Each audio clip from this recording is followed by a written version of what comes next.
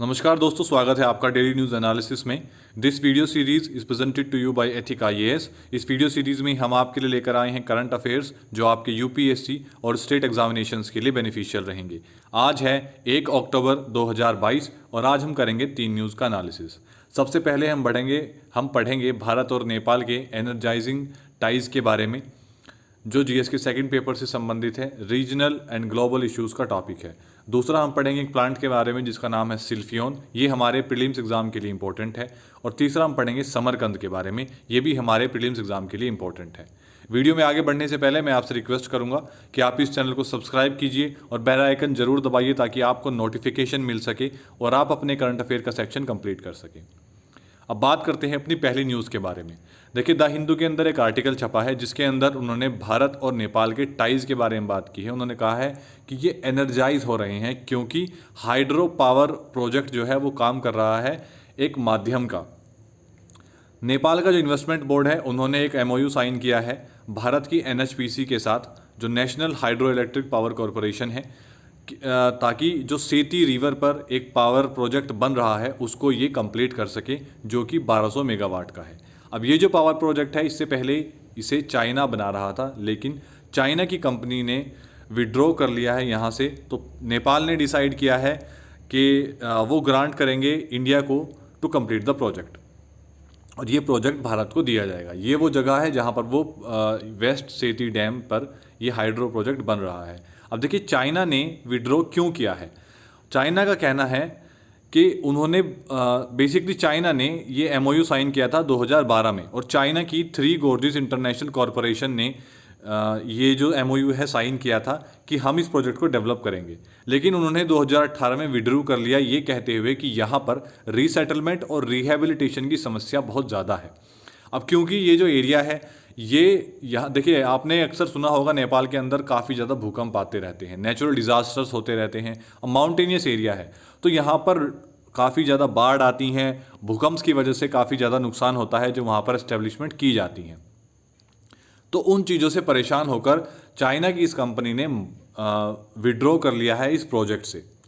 अब ये जो प्रोजेक्ट है इस पर काम करेगा भारत। अब ऐसा नहीं है कि यही एकमात्र प्रोजेक्ट है जिस पर भारत काम कर रहा है। नेपाल के साथ भारत की एक महाकाल ट्रीटी है जिसके अंदर हम 6480 मेगावाट के पावर प्लांट पर काम कर रहे हैं। फिर एक है अपर करनाली प्रोजेक्ट और अरुण 3 प्रोजेक्ट्स, जिनमें हम 900 मेगावाट के प्रोजेक्ट्स पर काम कर रहे हैं। अब पर्टिकुलर अगर हम बात करें कि ये प्रोजेक्ट जो है ये भारत के लिए बेनिफिशियल कैसे हो सकता है, सबसे पहले तो देखिए, चाइना जो है वो भारत के पड़ोसी देशों के अंदर अपना इन्फ्लुएंस जो है, जियोपॉलिटिकल इन्फ्लुएंस, वो धीरे धीरे बढ़ा रहा है। ऐसे में चाइना के इन्फ्लुएंस को कम करने में भारत का नेपाल में चाइना का इन्फ्लुएंस जितना कम होगा उतना भारत के लिए अच्छा होगा। अब अगर ये प्रोजेक्ट भारत करता है तो जाहिर सी बात है कि भारत की प्रेजेंस बढ़ेगी और चाइना की कम होगी। और एक ये इसलिए भी इम्पोर्टेंट है क्योंकि West Seti hydro electric project जो है ये चाइना की एक बहुत मेजर इन्वेस्टमेंट थी, और ये चाइना की जो मेजर एक वेंचर है जो कि है बेल्ट एंड रोड इनिशिएटिव, उसका एक बहुत बड़ा पार्ट है, एक मेजर पार्ट उसका है। तो ऐसे में अगर इसे भारत कंप्लीट करता है तो ये कहीं ना कहीं जियोपॉलिटिकल इन्फ्लुएंस हम चाइना का कम करता है और भारत का बढ़ाता है। अब जो क्रॉस बॉर्डर एक्सचेंज है इन पावर एक्सचेंजेस, देखिए जो हमारी कंट्रीज़ हैं जिसमें बांग्लादेश, भारत, भूटान और नेपाल, ये सभी कंट्रीज़ एक दूसरे को सपोर्ट करती हैं पावर हाउस के बारे में। सपोर्ट क्या करती हैं, बेसिकली इंडिया प्रोवाइड करवाता है additional power sources to these countries. अब आप देखिए, ये जो प्रोजेक्ट है इसके अंदर पोटेंशियल है कि जो क्रॉस बॉर्डर पावर एक्सचेंजेस है भारत और नेपाल के अंदर, ये उसको बेहतर कर सकता है। जो ग्रोइंग एनर्जी डिमांड है नेपाल के अंदर वो फुलफिल की जा सकती है इस प्रोजेक्ट के थ्रू, क्योंकि कई पावर डेफिसिट जो है नेपाल फेस कर रहा है, इसका कंसर्न नेपाल ने भारत से भी किया है। अब इस प्रोजेक्ट को सक्सेस बनाने के लिए सबसे पहले किन चीज़ों पर ध्यान देने की ज़रूरत है, क्योंकि चाइना इस चीज़ में समस्याएं फेस कर चुका है। तो सबसे पहले हमें वो प्रॉब्लम्स टैकल करनी होगी जिन चीज़ से वो परेशान थे। सबसे पहले जो इन्वेस्टमेंट एनवायरनमेंट है, एक कंड्यूसिव इन्वेस्टमेंट एनवायरनमेंट हमें बनाना पड़ेगा ताकि वहाँ पर बेहतर इन्वेस्टमेंट आ सके, और जो वहाँ का ट्रांसमिशन और डिस्ट्रीब्यूशन नेटवर्क है उसको बेहतर किया जा सके ताकि किसी भी तरीके की नेचुरल डिज़ास्टर के अंदर काम ना रुके। दूसरा, जो रीसेटलमेंट और रिहैबिलिटेशन की कॉस्ट है उसको कम किया जा सके, क्योंकि वो एक नेचुरल डिजास्टर प्रोन एरिया है, तो वहाँ पर कभी भी कुछ भी हो सकता है। तो अगर इन केस रीसेटलमेंट या रिहैबिलिटेशन किया जाता है तो उसकी कॉस्ट जितनी कम हो सके उतनी कम रहे। अब नेपाल की एक कंसर्न है कि जो इलेक्ट्रिसिटी भारत से सप्लाई हो रही है नेपाल के अंदर, उसके रेट्स को लेकर और उसकी सप्लाई को लेकर। अब देखिए, नेपाल ने ये जो नया मेमोरेंडम ऑफ अंडरस्टैंडिंग किया है भारत के साथ, एनटीपीसी की इस कंट्री के साथ, एनटीपीसी की कंपनी के साथ सॉरी, तो उसके अंदर ये रिवाइज किया गया है कि जो परसेंटेज ऑफ शेयर रहेगा जो नेपाल रिसीव करेगा free of cost in generation project के अंदर, वो रहेगा 9 से 10% का, ताकि जो डोमेस्टिक डिमांड्स है नेपाल की वो भी फुलफिल की जा सके। अब इस एमओयू के थ्रू नेपाल ने रिक्वेस्ट की है एनएचपीसी से कि वो एक्सपोर्ट करने से पहले इस जो जितना भी यहाँ पर ये जो बिजली बनाएंगे या जितना भी इन्होंने पावर सप्लाई करनी है, उसके अंदर सबसे पहले नेपाल की डिमांड है कि वो डोमेस्टिक मार्केट की जो डिमांड्स है उसको फुलफिल करे, पहले इसे डोमेस्टिक मार्केट में बेचे, उसके बाद जो पार्ट बचता है ये उसे एक्सपोर्ट कर सकते हैं। अब इसी के साथ साथ देखिए, जैसे मैंने आपको बताया कि भारत, भूटान, इंडिया और नेपाल, ये BBIN एनर्जी कॉरपोरेशन एक बना हुआ है इन चारों कंट्रीज़ का। तो ये प्रोजेक्ट हेल्प करेगा क्रॉस बॉर्डर एनर्जी कॉरपोरेशन में भी, क्योंकि काफ़ी बड़ा प्रोजेक्ट है। तो जितने भी रीजनल पार्टनर्स हैं ये भी इससे बेनिफिट मतलब लाभ पा सकते हैं। अब बात करते हैं अपनी दूसरी न्यूज़ के बारे में। देखिए, एक्सपर्ट्स का मानना है कि एक एंशियंट प्लांट है जिसका नाम है सिल्फियोन, इस नाम से उसे जाना जाता है, और ये कई सारे डिजीज़ को क्योर कर सकता है, और ये अभी भी हमारे आसपास ही हमारे जंगलों में जीवित है। अब ऐसा क्यों कहा जा रहा है कि ये अभी भी है? क्योंकि ये एक मेडिटेरेनियन मेडिसिनल प्लांट है जो कहा जाता है कि सभी बीमारियों के लिए काम करता है, लेकिन कुछ मिस्टीरियसली चमत्कारवश 2000 साल पहले ये बिल्कुल गायब हो गया था, वैनिश हो गया था। लेकिन एक रीसेंट स्टडी में ये पाया गया है, एक्सपर्ट्स का कहना है कि हो सकता है कि ये हमारे आसपास ही हो। अब ये अंदाज़ा ये कैसे लगा रहे हैं? देखिए, जब भी कहीं खुदाई होती है या कुछ अवशेष पाए जाते हैं, उसके अंदर इस तरीके के ये जो कॉइन्स हैं ये मिले थे, जिनके ऊपर इस प्लांट के बारे में बताया गया था कि वो प्लांट किस तरीके का दिखता है। तो ये इस तरीके के सिंबल्स इन कॉइन्स पर बने हुए थे। तो ये जो प्लांट यहाँ दिखाया गया है ये बिल्कुल सिमिलर इसी तरीके के रिप्रेजेंट करता है कि हो सकता है ये वही प्लांट हो। अभी कंफर्म नहीं किया गया है, अभी एक्सपर्ट्स जो हैं वो उस पर अपनी रिसर्च कर रहे हैं। अब देखिए, ये जो सिल्फियोन प्लांट है ये एक इतना एक्सटेंसिवली यूज्ड है कि आप इससे स्पाइसेस भी बना सकते हैं, परफ्यूम भी बना सकते हैं, जो एफ्रोडिसियक्स हैं वो भी बना सकते हैं, कॉन्ट्रासेप्टिव भी बन सकती हैं और मेडिसिन्स भी बन सकती हैं। ये एक ऐसा प्लांट है जो एक्सपोर्ट के लिए यूज़ किया जाता था एंशिएंट सिरीन के द्वारा, जिसे ओल्ड ग्रीक भी कहा जाता है, जो बाद में रोमन कॉलोनी जो कि नॉर्थ ईस्ट लीबिया के पास थी वो भी इसे यूज़ करते थे as an important place in their export economy.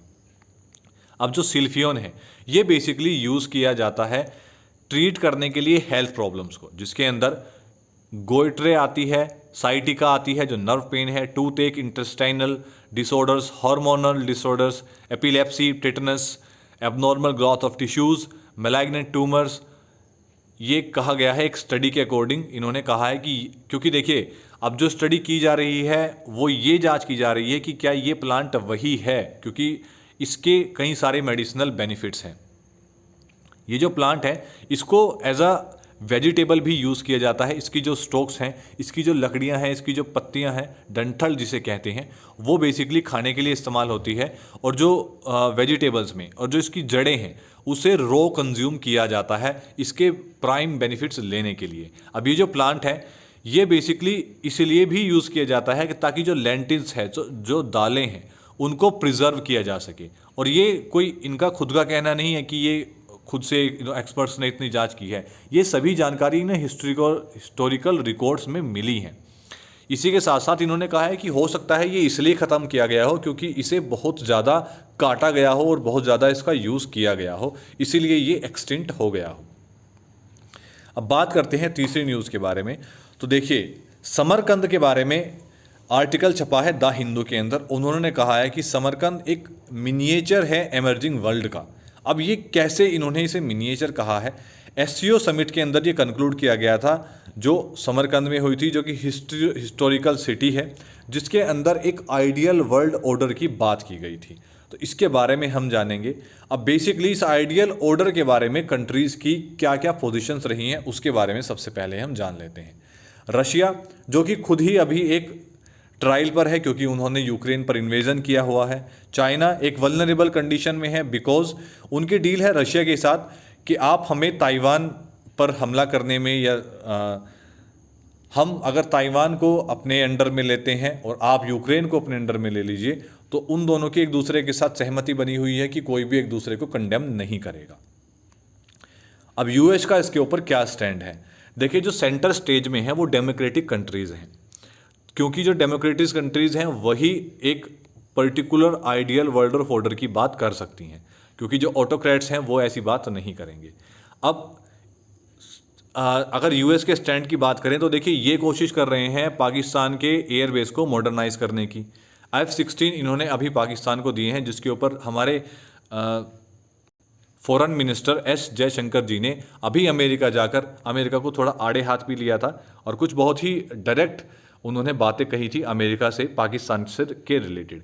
अब ऐसा हो सकता है कि पाकिस्तान ऐसा इसलिए कर रहा है ताकि वो एक क्लोज एलाई बन जाए चाइना का।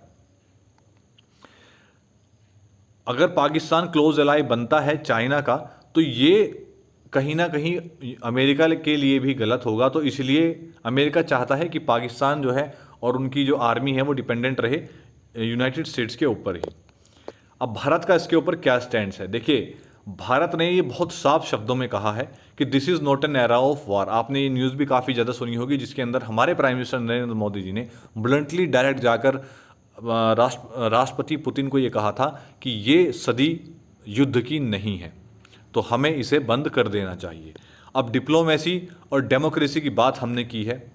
भारत ने ये डिमांड की है कि जो हॉस्टिलिटीज़ हैं सभी कंट्रीज़ के बीच में, उसको ख़त्म किया जाए और डिप्लोमेसी और डेमोक्रेसी से काम किया जाए। इसी के साथ साथ भारत पहले एकमात्र ऐसी कंट्री है जिसने हॉस्टिलिटीज़ को ख़त्म करने की बात की है और डिप्लोमेसी और डेमोक्रेसी के थ्रू चीज़ों को सॉल्व करने के लिए कहा है।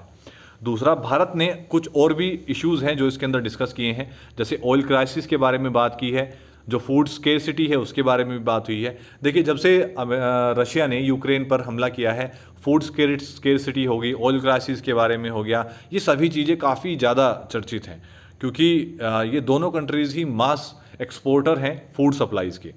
अब काफ़ी ज़्यादा सप्लाई डिसरप्शंस हुआ है सप्लाई चेन्स के अंदर, और जो ट्रेड ट्रांजिट है उसका एक्सेस मिले सभी कंट्रीज़ को, ताकि सभी कंट्रीज़ अपने ट्रेड्स को बहुत ज़्यादा अच्छे तरीके से बढ़ा पाएँ और एक अपनी इकोनॉमी को मजबूत कर पाएँ।